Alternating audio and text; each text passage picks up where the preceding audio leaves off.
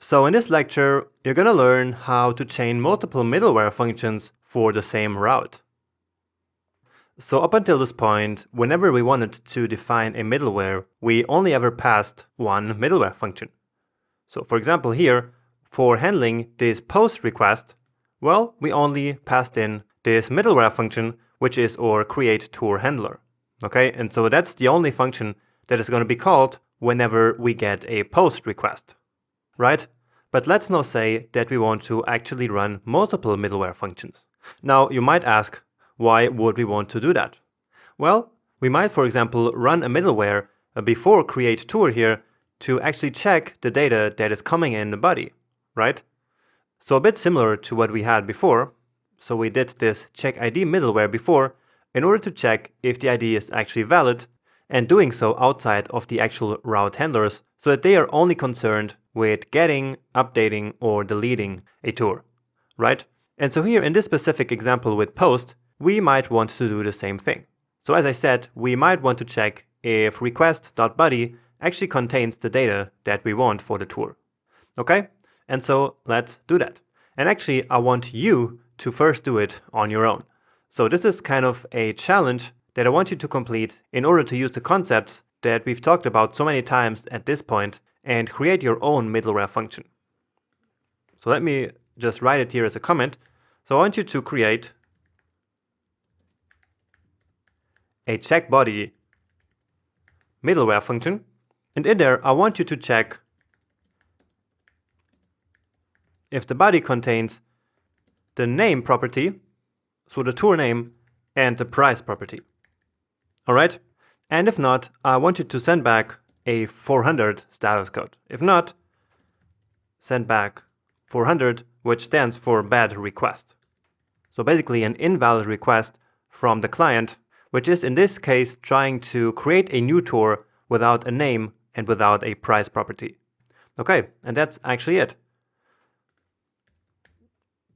And actually not, so I also want you to add it to the post handler stack. Basically, okay? So I want you to add it in here, and I will actually tell you how to do that because we didn't do it at this point. So it's very easy. So let's say our function is called middleware, and so what you have to do is to simply add that function here before the create tour handler that will ultimately create the tour. Okay, so this way, when we have a post request for this route, it will then run this middleware first and only then the create tour. Okay, so that's how we chain two different middlewares. But now I want you to go ahead and create this middleware actually called check body. So pause the video now and please try to do it on your own. Okay, so I hope you were successful doing that you tested it and that everything works. So now let me go ahead and implement it in my way. So we have this error here, but don't worry about it. It's because of this middleware that's not defined. And so let me do it here right after the check ID middleware. So exports dot check body. We have the request, response, and next.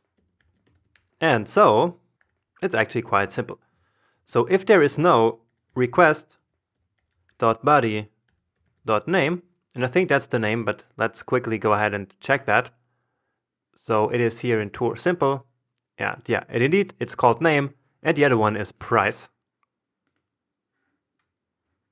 So if there is no request body name or no request body dot price, well, in this case, we will, just as before, return from this function and send back a response.